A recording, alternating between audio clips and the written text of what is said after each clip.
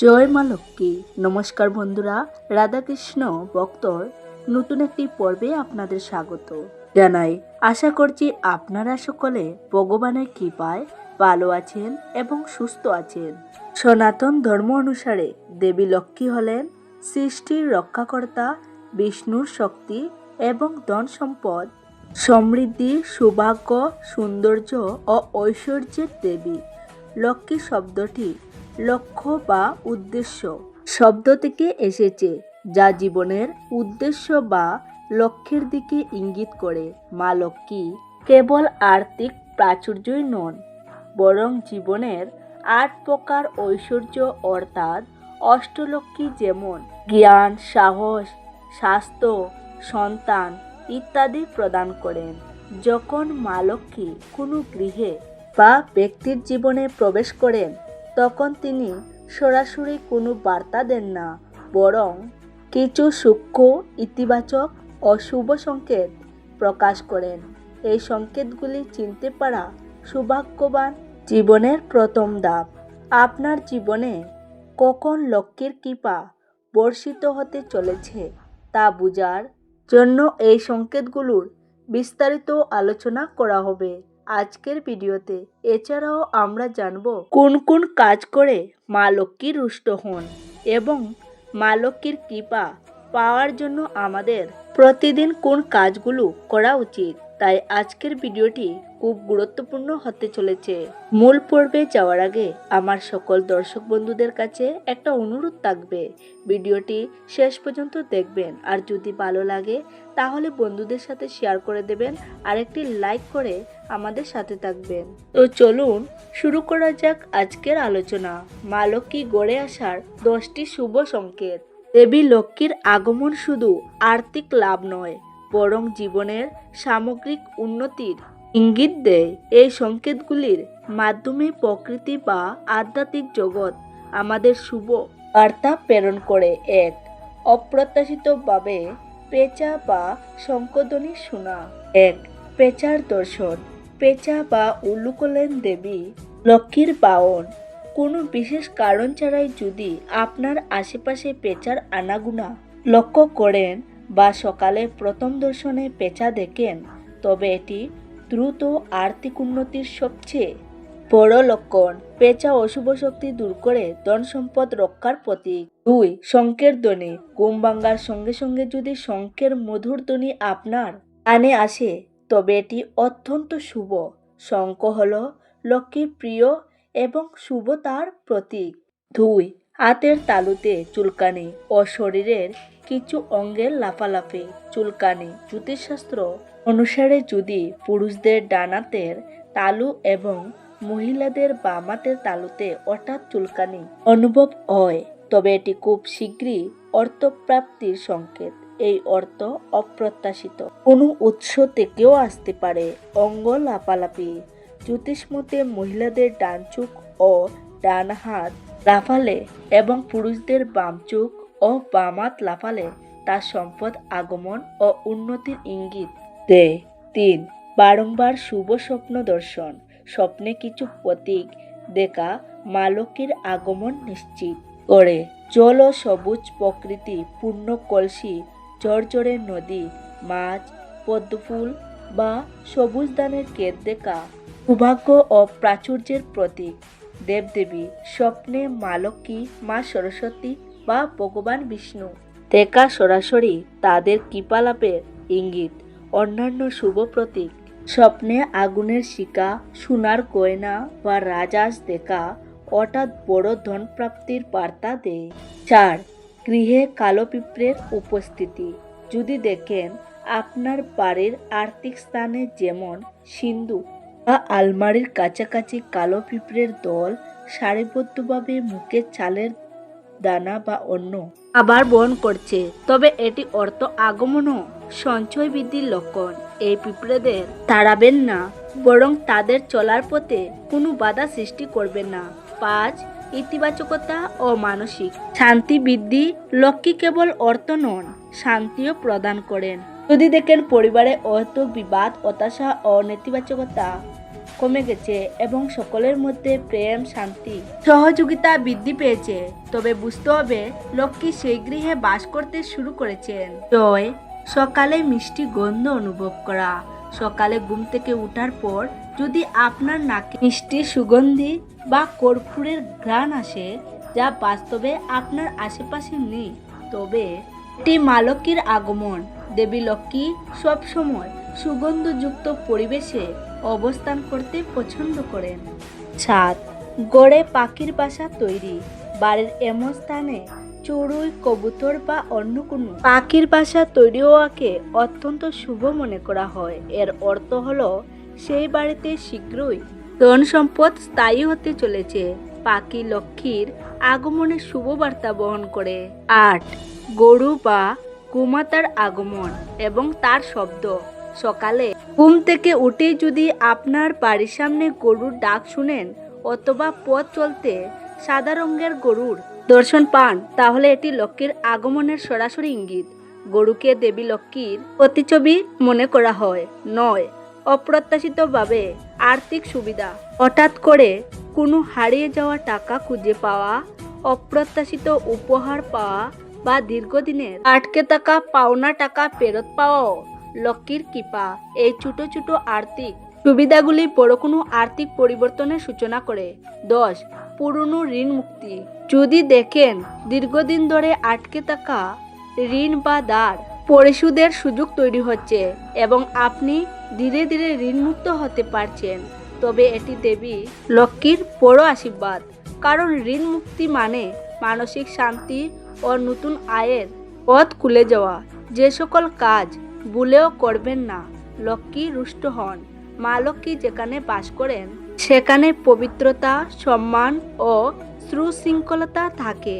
এর বিপরীতে যে কাজগুলি করা হয় তা দেবী লক্ষ্মীকে ভীষণভাবে রুষ্ট করে এবং সেই গৃহ থেকে তিনি বিদায় নেন। 1. অপরিষ্কার, অপরিচ্ছন্নতা ও বিশৃঙ্খলতা।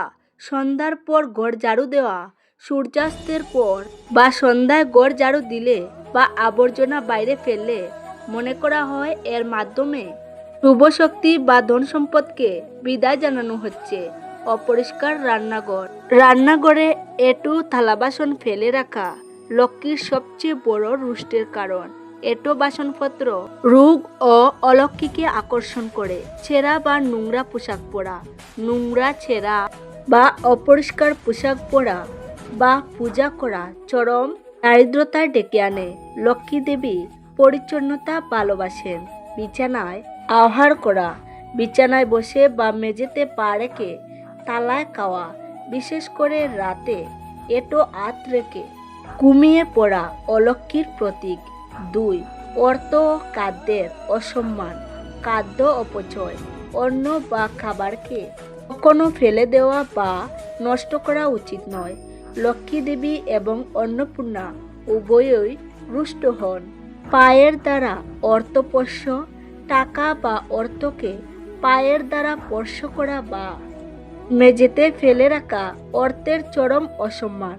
অর্থের স্থানে অপরিষ্কার বস্তু রাখা। যেখানে টাকা বা মূল্যবান জিনিস রাখা হয়, যেমন সিন্দুক বা আলমারি, সেখানে কখনোই অপরিষ্কার কাপড় বা জঞ্জাল রাখা উচিত নয়। 3. কুঅভ্যাস ও নেতিবাচকতা। সূর্যাস্তের পর কাউকে ধার দেওয়া, সন্ধ্যাকালীন বা সূর্যাস্তের পর কাউকে টাকা ধার দেওয়া বা লেনদেন করা শুভ বলে মনে করা হয় না। তুলসী গাছের অসম্মান। সন্ধ্যাকালে তুলসী গাছ স্পর্শ করা, তার পাতা চেরা অথবা তুলসীর গুড়ায় আবর্জনা ফেলা চরম অশুভ। অহেতুক ঝগড়া ও উচ্চস্বরে কথা বলা। যে পরিবারে সর্বদা কলহ, ঝগড়া, গালিগালাজ বা মহিলাদের প্রতি অসম্মান করা হয়, সেই গৃহ থেকে লক্ষ্মী দেবী দ্রুত বিদায় নেন। মা লক্ষ্মীকে প্রসন্ন করার জন্য করণীয় কাজ। লক্ষ্মীর আশীর্বাদ ধরে রাখতে হলে কেবল বাহ্যিক আচার অনুষ্ঠান নয়, বরং মানসিকতা অভ্যাসের পরিবর্তন আনা জরুরি। সর্বপ্রথম দৈনিক শ্রী সূক্ত পাঠ করা। প্রতিদিন সকালে বা সন্ধ্যায় শ্রী সূক্ত পাঠ করলে দেবী লক্ষ্মী অতি দ্রুত প্রসন্ন হন। তুলসী ও শঙ্খের ব্যবহার। প্রতিদিন সন্ধ্যায় তুলসী মঞ্চে একটি প্রদীপ জ্বালান এবং নিয়মিত তার পূজা করুন এবং প্রতিদিন সকালে শঙ্খ বাজান। দানের অভ্যাস করুন।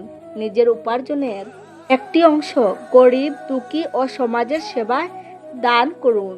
উদারতা এবং দানশীলতা লক্ষ্মীকে ধরে রাখার মূল মন্ত্র। গুরুজন ও মহিলাদের সম্মান। নিজের স্ত্রী, কন্যা, মাতা এবং অন্য যে কোনো মহিলাকে সর্বদা সম্মান করুন। নারীতেই লক্ষ্মীর প্রকাশ। ঝাড়ু ও পরিষ্কার পরিচ্ছন্নতা। ব্যবহৃত ঝাঁটা এমন স্থানে রাখুন যাতে বাইরে থেকে কারোর দৃষ্টিতে না আসে। নিয়মিত আপনার বাড়ি এবং কর্মক্ষেত্রকে সুশৃঙ্খল ও পরিচ্ছন্ন রাখুন। বৃহস্পতিবারের ব্রত। প্রতি বৃহস্পতিবার লক্ষ্মী পূজা ও ব্রত পালন করলে দেবী সন্তুষ্ট হন।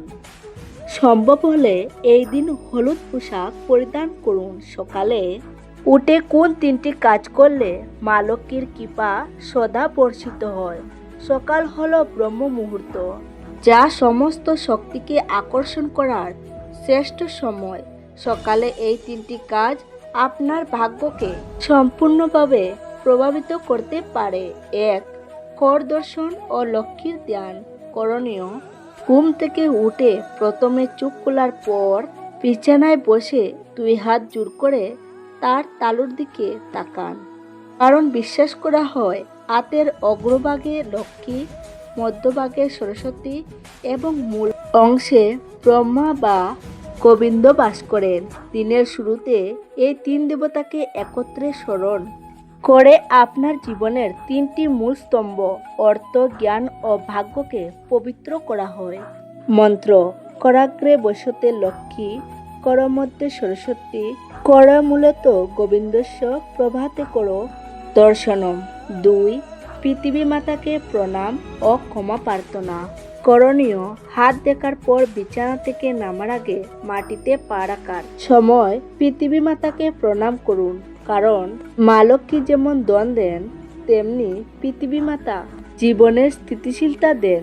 পৃথিবীতে পা রাখার আগে তার কাছে ক্ষমা চাওয়া হয়, কারণ আমরা নিজের প্রয়োজনে ভূমিকে ব্যবহার করি। এই কাজটি জীবনকে স্থায়িত্ব ও সমৃদ্ধি দান করে। 3. মূল ফটক পরিষ্কার ও সূর্য প্রণাম করণীয়। স্নান করার পর সূর্যদেবকে জল অর্পণ করুন এবং আপনার ঘরের প্রধান প্রবেশপথ বা মূল ফটকটি জল দিয়ে করে ধুয়ে দিন বা মুছে পরিষ্কার করুন। কারণ সূর্য প্রণাম জল অর্পণ আপনাকে তেজ, আত্মবিশ্বাস ও সুস্বাস্থ্য প্রদান করে, যা অর্থ উপার্জনের জন্য অপরিহার্য। অন্যদিকে বাড়ির প্রবেশদ্বার হলো লক্ষ্মীর আগমন পথ। সকালে সেই স্থান পরিষ্কার রাখলে দেবী লক্ষ্মী সানন্দে আপনার গৃহে প্রবেশ করেন এবং আলস্য বা অলক্ষ্মী দূর হয়। দেবী লক্ষ্মীর কৃপা কোনো আকস্মিক ঘটনা নয়, বরং সদাচার, পরিশ্রম, পরিষ্কার পরিচ্ছন্নতা ও ইতিবাচক মানসিকতার ফল। লক্ষ্মীর আগমনের শুভ সংকেতগুলি আমাদের শুধু আশার আলোর পথ দেখায়।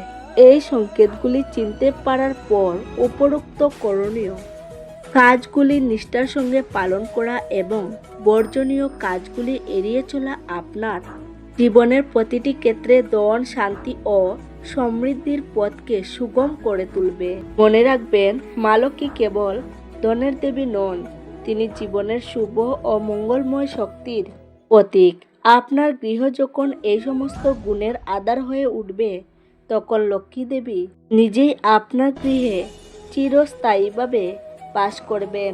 প্রিয় বন্ধুগণ, যদি ভিডিওটি দেখে যদি ভালো লেগে থাকে এবং উপকৃত হয়ে থাকেন, তাহলে অবশ্যই বন্ধুদের সাথে শেয়ার করে দেবেন। সবাই ভালো থাকুন, সুস্থ থাকুন। নমস্কার, ধন্যবাদ। দেখা হবে পরবর্তী ভিডিওতে।